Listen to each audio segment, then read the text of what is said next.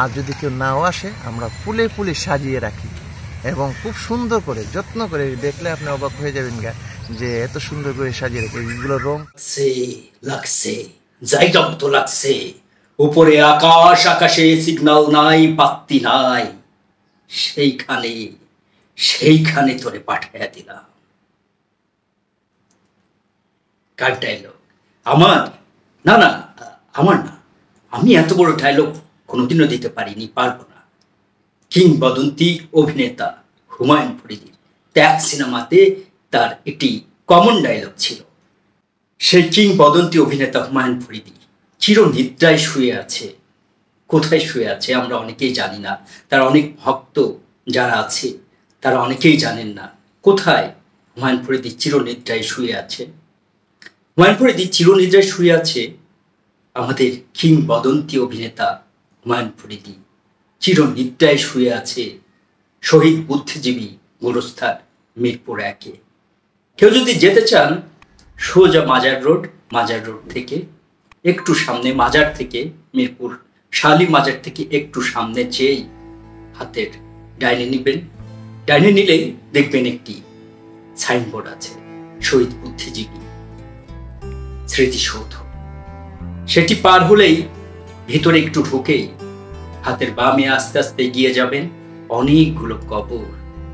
সেখানে চিরনিদ্রায় শায়িত আছেন বাংলাদেশের মঞ্চ, টেলিভিশন, রেডিও এবং সর্বশেষ সিনেমা, সব মাধ্যমের সেরা গুণী এই অভিনেতাটি হুমায়ুন ফরিদী, কিংবদন্তি অভিনেতা হুমায়ুন ফরিদী।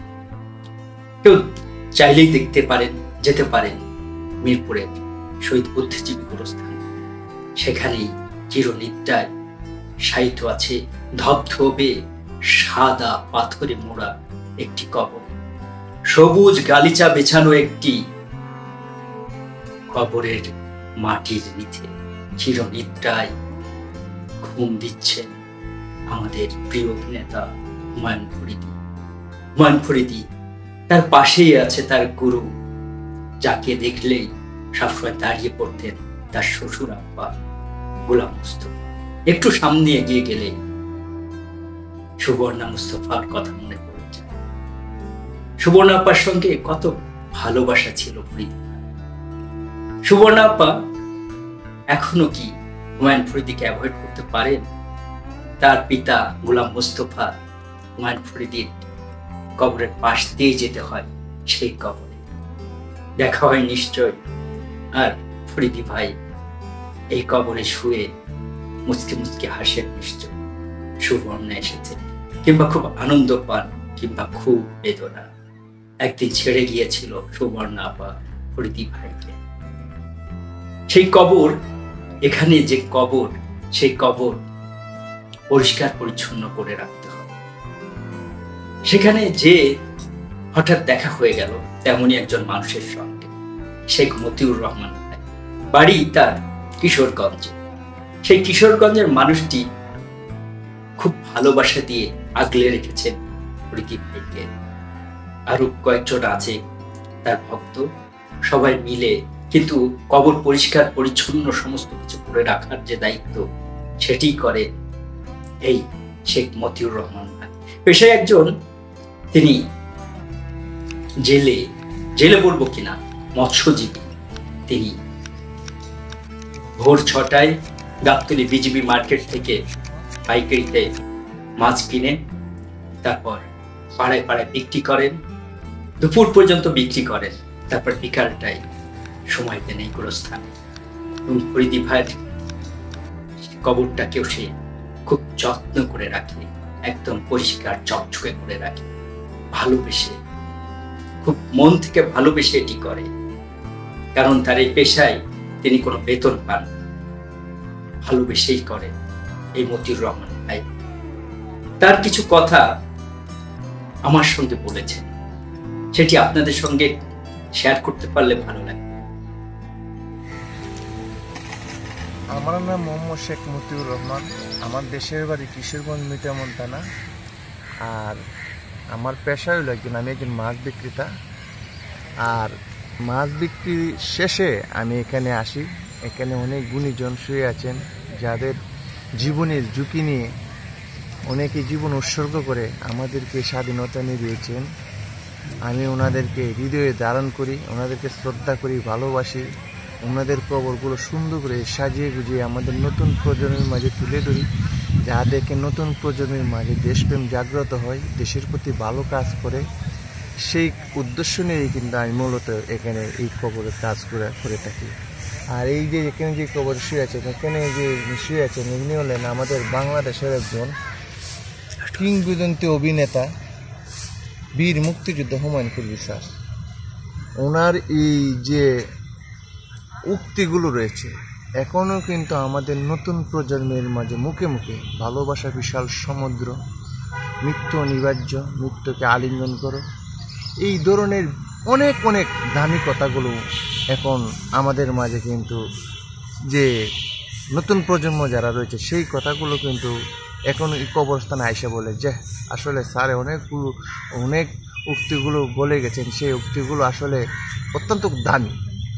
আর এখানে কাজটা করে আমি মজা পাই, কারণ এমন একজন গুণী মানুষ এখানে শুয়ে রয়েছেন, ওনাদের কবরটা যে আমি আসলে কাজগুলো করতে পেরেছি, এই জন্য আমি নিজেকে খুব সৌভাগ্য মনে করি। আর এখানে যখন কাজগুলো আমি করি, সামনে দুজন বীরশ্রেষ্ঠ রয়েছেন, ওনাদের কবরগুলো আমি সবসময় পরিষ্কার পরিচ্ছন্নতা রেখে এবং কি সুন্দর করে সাজিয়ে গুজিয়ে রাখার চেষ্টা করি। পুরোগুলো কাজ তো করা সম্ভব না, যতটুকু পারি আমার সাধ্য মতো আমি করে যাচ্ছি।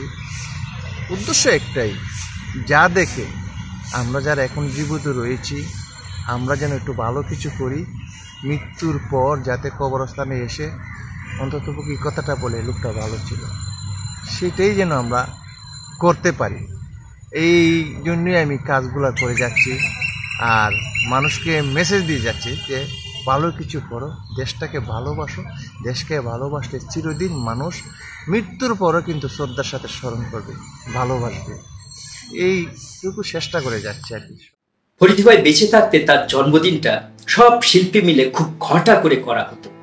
শেষ দিকে এসে তার মৃত্যু, সেই 13 ফেব্রুয়ারি মৃত্যু হয়ে গেল ফরিদি।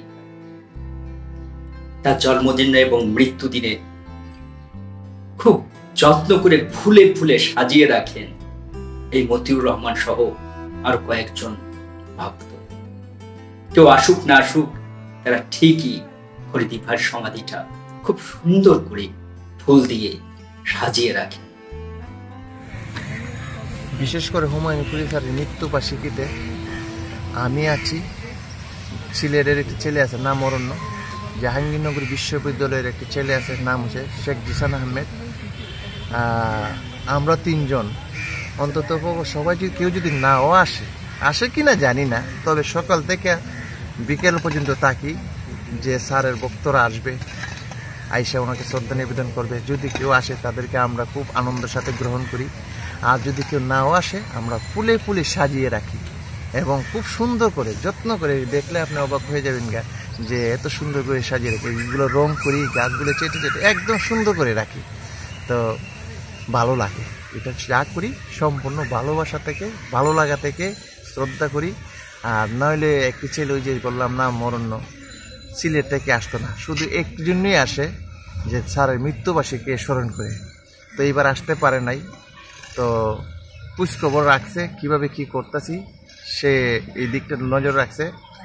আর সবাই যেন আমরা ওই গুণী মানুষদেরকে ভুলে না যাই, গুণী মানুষদেরকে আমরা স্মরণ করি, শ্রদ্ধা করি, তাহলেই তো আমাদের দেশে গুণী মানুষ জন্ম হবে, এই দেশে ভালো কিছু করার জন্য উৎসাহিত জাগবে।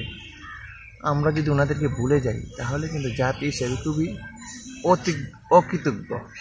আমরা যেন ওনাদেরকে ভুলে না যাই, আমরা যেন ওনাদেরকে শ্রদ্ধার সাথে স্মরণ রাখি এবং ওনাদেরকে ভালোবাসি। ওনারা যেই স্বপ্ন নিয়ে এই দেশের জন্য কাজ করেছেন, আমরা যেন সেই কাজগুলো করে যাই।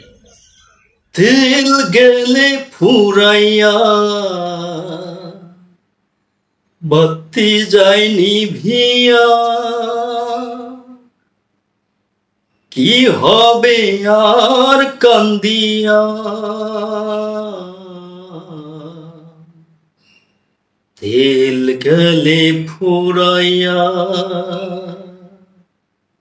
বাতি যায়নি ভিয়া, তেল গেলে পোড়াইয়া, কেহ আগে কেহ পরে, যেতে যে হবে। জমি জমা বাড়ি গাড়ি সাথে না যাবে, কেহ আগে কেহ পরে, যেতে যে হবে। জমা জমি বাড়ি গাড়ি সাথে না যাবে। আমি অধম কি করিব, সময় হলে চলে যাব। মাটির দেহ মাটির মাঝে যাবে মিশিয়া, তেল গেলে ফুরাইয়া। সবাইকে পৃথিবী ছেড়ে একদিন চলে যেতে হবে, ধনী গরিব যে অভিনেতাই হোক। ফরিদি ভাইও ঠিক এপারের মায়া কাটিয়ে চিরনিদ্রায় চলে গেছেন ওপারে। কিংবদন্তি অভিনেতার প্রতি অন্তরস্থল থেকে শ্রদ্ধা, ভালোবাসা। সবসময় ভালোবাসি আপনাকে ফরিদি ভাই। এই রোজার ঈদের দিনও আমার স্ত্রী ইতি সেলিনা, আমার মাম প্রতিভা, ড্যাড আব্দুল্লাহকে নিয়ে আপনার কবর জিয়ারত করতে গিয়েছিলাম। আরো অনেক অনেক স্মৃতি আপনার সঙ্গে আছে। নিশ্চয় ভক্ত শ্রোতাদের সঙ্গে, হুমায়ুন ফরিদি ভাইয়ের সঙ্গে কিছু নাটক এবং একটি সিনেমাতে কাজ করেছিলাম। সেই অভিজ্ঞতা আর কোনো পর্বে শেয়ার করব। জানি না কেমন লাগলো আজকের পর্ব। সবাই ভালো থাকবেন, সুস্থ থাকবেন এবং নিরাপদে থাকবেন।